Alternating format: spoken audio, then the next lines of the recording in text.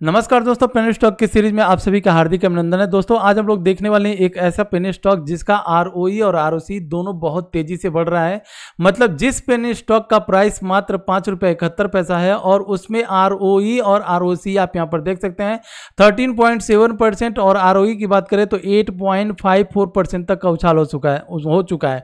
मतलब कि किसी भी कंपनी का अगर आरओई और आरओसी इंप्रूवमेंट हो रहा है और वो कंपनी पेनी स्टॉक हो तो हम यह मान करके चल सकते हैं कि ये कंपनी आगे आने वाले दिनों में मल्टीबैगर स्टॉक साबित हो सकता है। तो क्या हमें आरओई और आरओसी देख करके मल्टीबैगर स्टॉक को हम लोग फाइंड आउट कर सकते हैं? जवाब है बिल्कुल नहीं। और भी चीज़ें हम लोग थोड़ा सा इसमें बहुत गहराई से देखने वाले हैं और फिर समझने वाले हैं कि और क्या चीज़ें ऐसी है इसमें जो हमें एक मल्टीबैगर स्टॉक साबित हो सकता है या हमें एक मल्टीबैगर स्टॉक मिल सकता है। दोस्तों अगर हम बात करें प्रमोटर होल्डिंग के स्टेक की तो किसी भी स्ट्रॉन्ग फंडामेंटल कंपनी हो या अगर लकीली कोई पेनी स्टॉक हमें मिल जाए जिसमें प्रमोटर होल्डिंग का स्टेक 50% से ऊपर हो तो वो हम ऐसा मान करके चल सकते हैं कि आगे आने वाले दिनों में इसमें जो प्रमोटर है वो अपनी कंपनी को बचा करके रख सकते हैं। अगर बचाने में सक्सेस हुए तो हमें एक मल्टीबैगर स्टॉक मिल सकता है। तो इस कंपनी में अगर आपके सामने यहां पर दिख रहा होगा तो 68.3% जिसको मैं यहां पर हाईलाइट कर देता हूं ताकि बहुत अच्छी तरह से आपको दिख जाए। तो 68.3% तक का प्रमोटर होल्डिंग स्टेक है। दोस्तों अगर किसी कंपनी का प्रमोटर होल्डिंग का स्टेक बहुत बढ़िया है लेकिन उसका अगर प्लेजिंग कर दिया गया हो, प्लेजिंग मतलब कि अपने शेयर को बंधक रख करके और फिर पैसे ले लिया गया हो, तो उस टाइम पर आपके प्रमोटर होल्डिंग का स्टेक अगर 100 भी रहे या 70-80 भी रहे तो उतना इफेक्टिव नहीं होता है। लेकिन इस केस में अगर हम लोग इस कंपनी के बारे में देखें यहां पर तो मात्र 3.99% तक का ही प्रमोटर होल्डिंग का स्टेक गिरवी रखा गया है। मतलब बाकी के अभी भी बचा हुआ है। तो इस कंपनी को हम लोग एज अ मल्टीबैगर देख सकते हैं। लेकिन क्यों देखेंगे, थोड़ा उसे हम लोग समझने की और कोशिश करते हैं और चेष्टा करते हैं, क्योंकि ये कंपनी में हम लोग ऐसा देख रहे हैं कि जब सब कुछ बढ़िया है तो कौन से रेट पर इसे हम लोगों को बाई करना है। दोस्तों थोड़ा सा टाइम दीजिएगा, मैं आपको इस स्टॉक का नाम भी बताऊंगा, इस स्टॉक का काम भी बताऊंगा, लेकिन थोड़ा सा जल्दीबाजी मत कीजिए, स्किप मार के इधर उधर देखने की कोशिश मत कीजिए, नहीं तो हो सकता है कुछ ऐसे पॉइंट जो मैं बताने वाला हूं वो अगर आपसे मिस हुआ तो आपका जो है पोर्टफोलियो रेड में भी आ सकता है। तो दोस्तों थोड़ा सा ध्यान दीजिए, यहां पर किसी भी कंपनी को अगर हम लोग बाई करने जाते हैं तो सबसे पहले उस कंपनी में हम लोग कर्जा देखते हैं कि इस कंपनी में कर्जा कितना है। तो दोस्तों इस केस में यहां पर हमें दिख रहा है 9.13, मतलब 9 करोड़ का इस कंपनी के पास कर्जा है। लेकिन अगर किसी कंपनी के पास कर्जा है तो क्या उस कंपनी के जेब में भी पैसे हैं उस कर्जे को पे करने के लिए? तो उसलिए हम लोग यहां पर देखते हैं कि इस कंपनी के पास रिजर्व कितना है। तो हम लोगों ने यहां पर पाया कि इस कंपनी के पास रिजर्व 11.9 करोड़, मतलब अगर मोटा मोटी देखें तो 12 करोड़ इस कंपनी के पास रिजर्व यहां पर पड़ा हुआ है। तो कुल मिला जुलाकर हमने देखा कि डेट इस कंपनी के पास 9 करोड़ का और रिजर्व इस कंपनी के पास कितना है 12 करोड़ का, ऑलमोस्ट 12 करोड़ का। तो हमें यहां पर एक डेट फ्री इसलिए कि ये जो डेट है ये कंपनी अपनी रिजर्व से जब चाहे तब डेट को फ्री कर सकता है। और यहां तक तो हम लोग ने देख लिया दोस्तों। बाकी अगर हम लोग करंट एसेट्स और करंट लाइबिलिटीज को देखिए दोस्तों, यहां पर हमें सब कुछ बढ़िया दिख गया। लेकिन क्या होगा कि अगर करंट एसेट्स बहुत ज्यादा हो जाए और कंपनी के पास करंट एसेट्स बहुत कम हो जाए और कंपनी में करंट लाइबिलिटीज बहुत ज्यादा हो जाए। लाइबिलिटीज मतलब कर्जा होता है और एसेट्स मतलब होता है उसकी संपत्ति, उस कंपनी की जायदाद। ठीक है, हो सकता है उसकी मशीनरी हो सकता है वो जो काम करता है जमीन जायदाद, उसकी फैक्ट्रीज हो सकती है।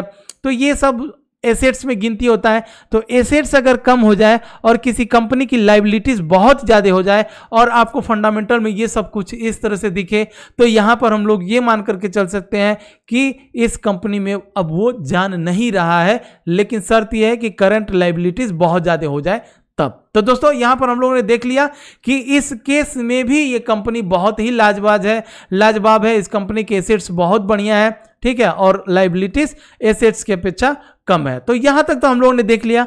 अब थोड़ा सा हम लोग चार्ट के ऊपर आते हैं और चार्ट पर समझने की कोशिश करते हैं। जब कोई कंपनी इस तरह से परफॉर्म कर रही हो, जिसका प्राइस मात्र 1 से 1.5 रुपया हुआ करता था, यहां पर आप देख सकते हैं इसका प्राइस 1 से 1.5 रुपये के बीच में ये सालों साल जो है चलता चला आ रहा था। उसके बाद से कहीं ना कहीं जो हमारी 20 का मूविंग जो है 21 का SMA सिंपल मूविंग एवरेज है, जब उसको ब्रेक किया, ब्रेक करने के बाद से एक अच्छा खासा रिटर्न भी दिया हुआ है अपने इन्वेस्टर को। उसके बाद से दोस्तों जब ये कंपनी 21 SMA के नीचे आई और आने के बाद से ठीक है, और आने के बाद से यहां पर देख सकते हैं ये जब 21 SMA के नीचे आया तो ये एक सिग्नल था बेयरिश जोन का, बेयरिश जोन में आ चुका। उसके बाद से दोस्तों कहीं ना कहीं इसके पास ये एक ऐसा जोन था जो इसको सपोर्ट का काम करना चाहिए था, लेकिन सपोर्ट 5 रुपए 71 पैसे के पास सपोर्ट जोन था, क्योंकि जब ये कोई भी स्टॉक नीचे गिरता है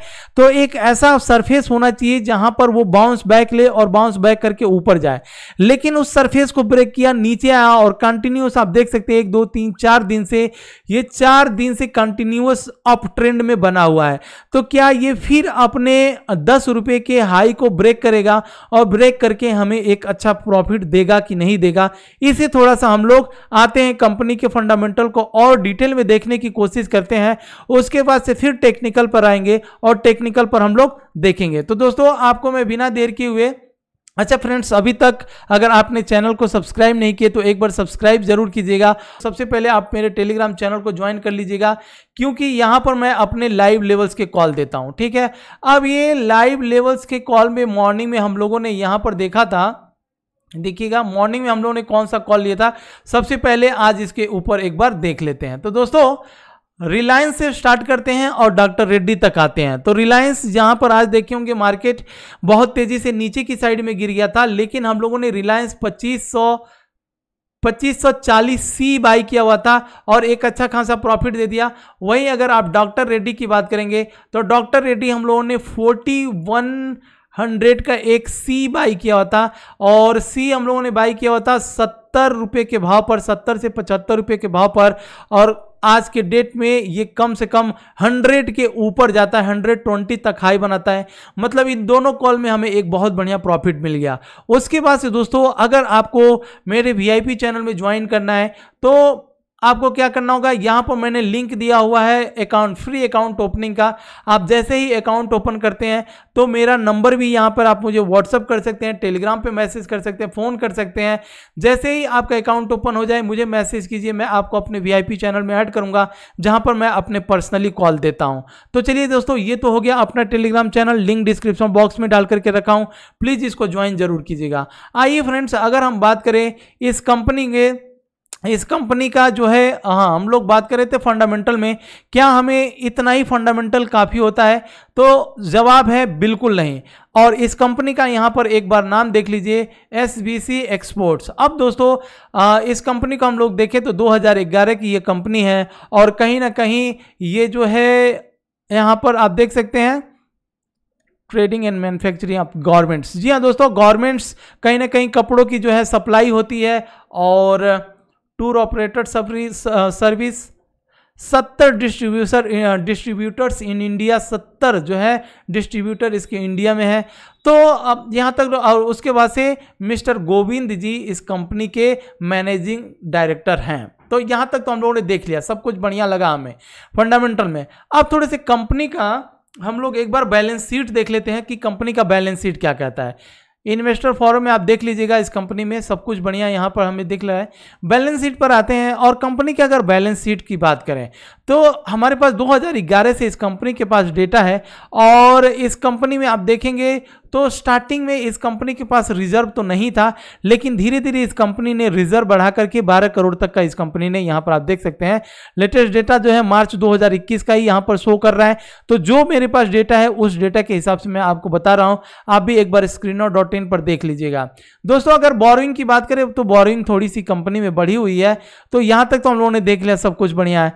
अब थोड़ा सा प्रॉफिट एंड लॉस स्टेटमेंट में आते हैं और यहाँ पर देख लेते हैं। तो प्रॉफिट एंड लॉस स्टेटमेंट में अगर आप देखेंगे तो देख सकते हैं जो एक्सपेंसेस हैं इस सेल्स जो है इस कंपनी में, सेल्स मार्च 2021 का अगर हम देखें तो प्रीवियस 2020 के डेटा को अगर देखें तो मात्र 109 करोड़ था, लेकिन अगर यहां पर देखें तो 192 करोड़ जिस तरह से इस कंपनी ने सेल्स दिया हुआ है।